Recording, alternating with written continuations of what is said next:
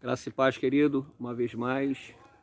Quero deixar mais um versículo da Palavra de Deus para a sua meditação, que se encontra no Evangelho de Jesus Cristo, escrito por Marcos, no capítulo número 10, versículo 49 e 50, um texto bastante conhecido para a sua vida e para a minha vida, que diz assim: E Jesus, parando, disse que o chamassem. E chamaram o cego, dizendo-lhe: Tem de bom ânimo, levanta-te, que ele te chama.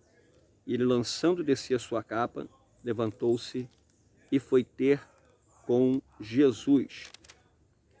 Meus irmãos, o texto fala-nos acerca de um homem identificado por uma sociedade como o cego de Jericó. Homem esse que não tinha a sua visão, não podia contemplar com seus olhos físicos o mundo real. Ele vivia pelo que ouvia e era, por certo, conduzido por boleta, por bengala ou pela mão de homens. Mas uma certa feita, alguém entrou na história, no curso da história da vida desse homem, e promoveu um resultado eficaz a ponto de que, quando essa voz ecoou no coração por intermédio da audição, aquilo despertou uma fé tão sobrenatural no coração daquele homem que ele começou a gritar. Ele começou a clamar por um socorro bem presente no momento da sua aflição.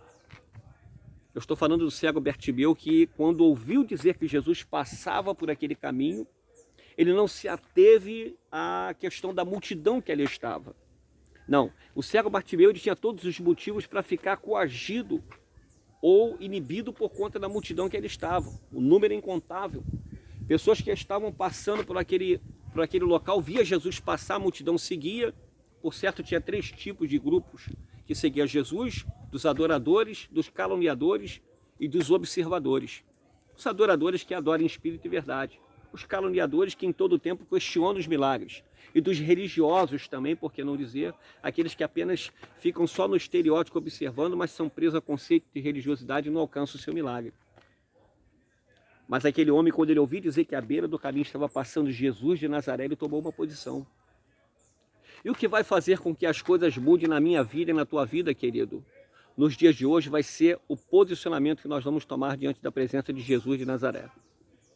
Aquele homem, ele determinou que, quando Jesus passou por aquele caminho, que ele começou a ouvir que uma grande multidão estava passando, e perguntou o que estava acontecendo, e por certo alguém falou: é Jesus de Nazaré quem passa. Não importune o mestre. Mas ele assentou no coração clamar por aquele que pode mudar a história da sua vida. Ele começou a gritar: Jesus, filho de Davi, tem misericórdia de mim. Parece que vejo, como aqui no monte que vai ecoar: Jesus, filho de Davi, tem misericórdia de mim. E a multidão de repente tentava dispersar, tentava o afastar, tentava o coagir, tentava paralisar aquele homem, mas ele clamava intensificadamente mais: Jesus, filho de Davi, tem misericórdia de mim. Jesus, filho de Davi, tem compaixão de mim. E na medida que ele foi clamando, Jesus, ele para e manda que trouxesse até a sua presença a vida daquele homem. E como está escrito aqui no versículo que nós acabamos de ler, Jesus, ele vai tocar sobre a vida daquele homem e vai restaurar o seu estado. Por quê? Porque ele acreditou que na história dele, a história dele não estava confinada àquela situação que ele estava vivendo, mas por intermédio da intervenção de Jesus, alguma coisa poderia acontecer. E ele vai perguntar: o que queres que eu te faça? E Jesus vai dizer para ele: o que queres que eu te faça? Que área da sua vida você quer que eu venha tocar? Que área da sua vida que você quer que eu venha fazer com que venha a ser transformada? É como se ele dissesse: traça uma meta. É o momento da sua petição, é o momento do seu clamor, da sua súplica. Que área da sua vida que você precisa que sofra uma intervenção que venha do alto, do Todo-Poderoso Deus? E naquele momento ele falou: Senhor, o que eu quero é ver. A multidão oportunava, tentando mandar ele se calar: cala, porque não importune o mestre. Ele começava a clamar cada vez mais, e Jesus para aquela comitiva e manda trazer aquele cego até a sua presença. Ele pergunta: o que queres que eu te faça? E eu quero ver. O Senhor toca nos seus olhos e restaura a sua visão. O que muitas das vezes está faltando para nós é a restauração da nossa visão espiritual, queridos. O cego Bartimeu, ele não via com os olhos físicos, mas tem muita gente que tem visão física, mas não tem visão espiritual. Tem muitas pessoas que estão andando dentro e fora da igreja, está contemplando o mundo físico na sua totalidade, mas não tem discernimento de espírito para enxergar aquilo que é espiritual. É como um cego conduzindo outro cego. É como uma pessoa sem direção conduzindo outra pessoa sem direção. Em que grupo você está assentado, irmão? Em que tipo de pessoa, que tipo de seguidor você é? Daquele que anda com quem tem visão de reino? Ou daquele que anda como um cego que está conduzindo muitos outros cegos que não sabem para onde vai? Volte a sua visão para o altar de Deus. E acredite que Jesus tem um plano mirabolante para a sua vida e transformador. Ele quer arrancar as escamas dos teus olhos, dos meus olhos, para fazer com que você enxergue o horizonte, lugares mais altos, porque Ele quer fazer com que você venha alcançar uma proporção muito mais avançada, a manifestação da sua Shekinah, da sua glória. Mas para que isso aconteça, você precisa clamar por aquele que transforma, por aquele que vivifica, por aquele que restaura. Comece a clamar bem alto aí. Não se conforme com essa situação que você está vivendo, que você está evidenciando. Não permita, Senhor, não permita, meu amado irmão, minha amada irmã, que essa realidade que você está vivendo momentaneamente venha te travar a ponto de você deixar de ter visão espiritual. Comece a clamar: Jesus, filho de Davi, tem misericórdia de mim, porque Ele vai se atentar para o teu clamor e vai mudar a tua história. Ele vai tocar nos seus olhos, Ele vai tocar na tua vida, Ele vai tocar na tua alma, Ele vai restaurar o seu estado, porque Ele é Deus. Acredite.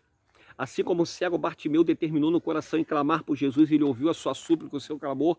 Quem sabe hoje, através da sua súplica, do seu clamor, Jesus também ele não se volta para você e para tudo por um momento para dar atenção ao seu clamor, a sua súplica que muda a sua história, porque Ele é Deus.